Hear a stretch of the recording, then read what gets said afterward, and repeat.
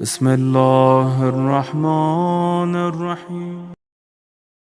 أعوذ بالله من الشيطان اللعين الرجيم. بسم الله الرحمن الرحيم. الحمد لله رب العالمين والعاقبة للمتقين.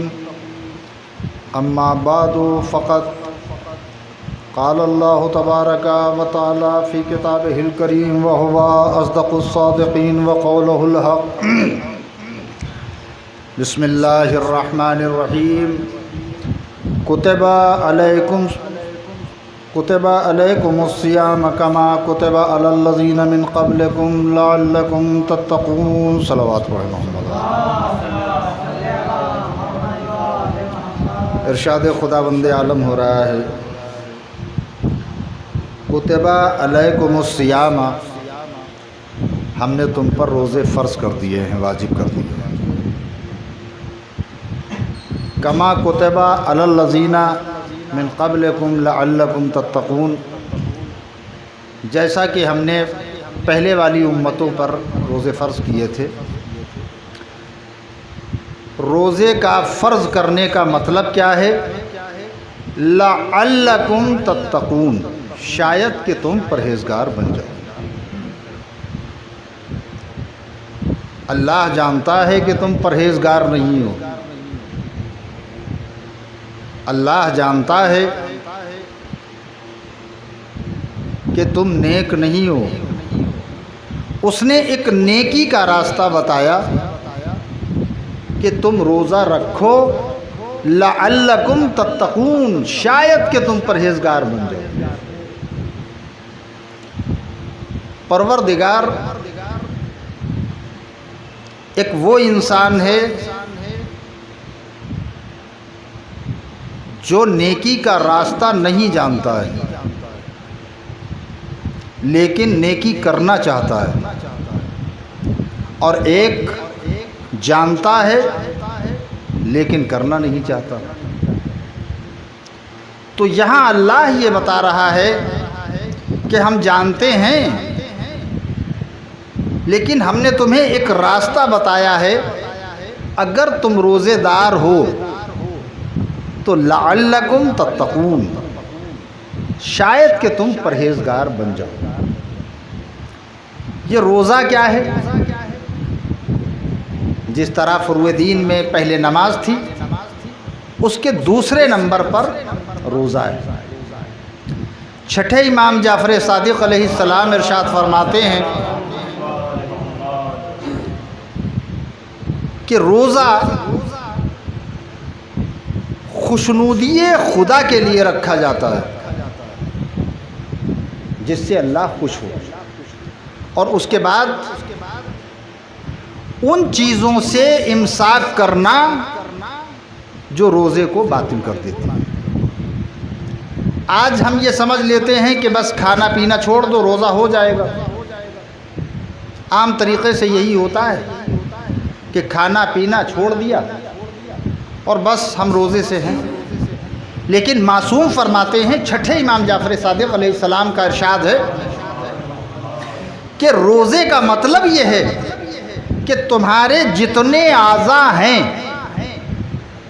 سب روزے سے ہو. پوچھنے والے نے سوال کیا، مولا یہ بتائیے اعضاء کا روزہ کیسے ہوتا ہے؟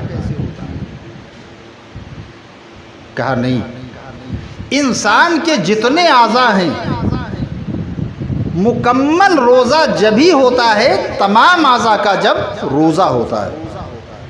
کہا مولا تمام اعضاء کا روزے کا مطلب کیا ہے؟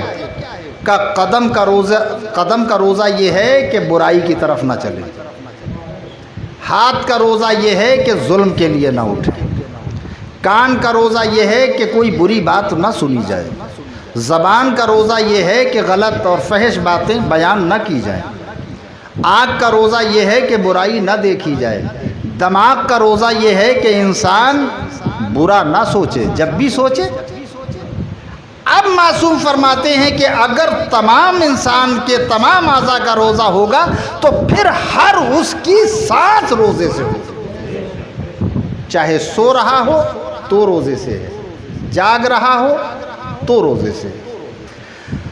تو روزہ اسلام کی ایک واجب شق کا نام ہے اور ہر انسان پر فرض ہے۔ وہ کچھ مجبوریاں ہیں جن کی بنا پر وہ روزہ اسے سہولت دی گئی ہے کہ نہ رکھے، لیکن روزہ جس طرح نماز ہر مسلمان پر واجب ہے، اسی طریقے سے روزہ بھی ہر مسلمان پر واجب ہے۔ آج ہمارے ذہن میں یہ نہیں ہوتا کہ ہم نے روزہ رکھا اور چل دیے، کہا بھئی کل مجھے سفر کرنا ہے، روزہ بھی ہے، تو اب سفر کرنا ہے تو آج ہی رات سے ہم نے روزہ جو ہے رکھا ہی نہیں کہ کل تو ہمیں سفر کرنا ہے۔ لیکن ایسا نہیں ہے۔ ممکن ہے کہ آپ کل نہ جاؤ، ممکن ہے کوئی معاملہ ایسا ہو جائے جس کی بنیاد پر آپ کو نہ جانا پڑے، تو اس کے لیے آپ سحری بھی کھائیں گے، روزہ بھی رکھیں گے، اور روزہ رکھنے کے بعد جب آپ گھر سے نکلیں گے اور آپ حد ترخص پر پہنچیں گے۔ اب یہ حد ترخص کیا ہے؟ حد ترخص اس مقام کو کہتے ہیں جہاں سے اذان کی آوازیں نہ سنائی دیں اور گھروں کی دیواریں نہ دکھائی دیں۔ اتنی دور جب آپ پہنچ جائیں گے تب اب آپ کو اجازت ہے، چونکہ آپ سفر میں آ گئے ہیں، اب روزہ وہ بھی اس طرح افطار کریں۔ کتنی شریعت نے باریکی رکھی ہے تاکہ روزے داروں کو احساس نہ ہو۔ کبھی کبھی ایسا ہوتا ہے کہ ہم چلے اور چلنے کے بعد کہا ہمارا روزہ تو قصر ہو گیا ہے، اور ہم عام طریقے سے کھانا شروع کر دیتے ہیں، جبکہ رمضان کا بڑا احترام کیا گیا ہے۔ اور ایک چیز اور ہے کہ روزے دار بیٹھا ہے اور ہم غور ہی نہیں کرتے، وہ تو ثواب کما رہا ہے اور ہم بیڑی پی کے یا اور چیزیں کھانا کھا کے۔ معصوم نے فرمایا جو روزے سے ہے اس کے سامنے کھانا پینا نہ کرو۔ تو وہ تو ثواب کما رہا ہے روزہ رکھ کے، اور ہم عذاب میں مبتلا ہو رہے ہیں اس کے سامنے کھانے سے۔ ایک چیز اور ہے، روزے دار جو ہے وہ ان دنوں اللہ کا مہمان ہوتا ہے۔ بڑی برکتیں ہیں، بڑی عظمتیں ہیں، پوری دعا ہے یا علیو یا عظیمو یا غفورو یا رحیم انت رب العظیم الذی لیس کمثلہ شیء وہو السمیع البصیر۔ پوری دعا ہے، بڑی عظمتیں ہیں، بڑی کرامتیں ہیں، بڑی فضیلتیں ہیں۔ ان میں ہر سانس جو ہے وہ انسان کی عبادت میں گزرتی ہے۔ انسان روزے کی اہمیت کو اگر سمجھ لے تو خدا کی قسم اس کی ساری منزلیں ہیں آسان ہو جائیں گی۔ معصوم فرماتے ہیں کہ روزے دار کا ایک لقمہ اگر افطار کرایا ہے تو اس کا بڑا ثواب ہے۔ اور اسی لیے ہماری ماں اور بہنیں خصوصاً رمضان کے مہینے میں مسجد میں بھیجتی ہیں۔ وہ جانتی ہیں کہ روزے دار کم ہیں، لیکن اگر ایک بھی روزے دار ہے اور اس کے پاس پہنچ گئی تو اللہ کے یہاں ثواب کی کمی نہیں ہے۔ ایک صلوات پڑھیں محمد و آل محمد۔ تو ہمیں رمضان کے مہینے میں ان چیزوں کا خیال رکھنا ہے، اور جب ہم روزے سے ہوں گے تو ہمارے امام بھی خوش ہوں گے، ہمارے نبی بھی خوش ہوں گے۔ اور ہم سوچتے ہیں امام کے سامنے ہمارے اعمال پیش کیے جاتے ہیں ہر شب جمعہ۔ ہمارا ایک نائب امام زمانہ علیہ السلام جب مومنین کے اعمال پہنچتے ہیں تو آپ خوش ہوتے ہیں۔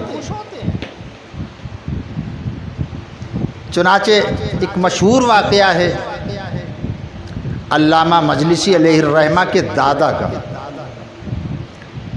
وہ فرماتے ہیں کہ میں نے حدیثوں میں یہ سنا تھا کہ جب 300 مومن ہو جائیں گے تو امام زمانہ تشریف لائیں گے۔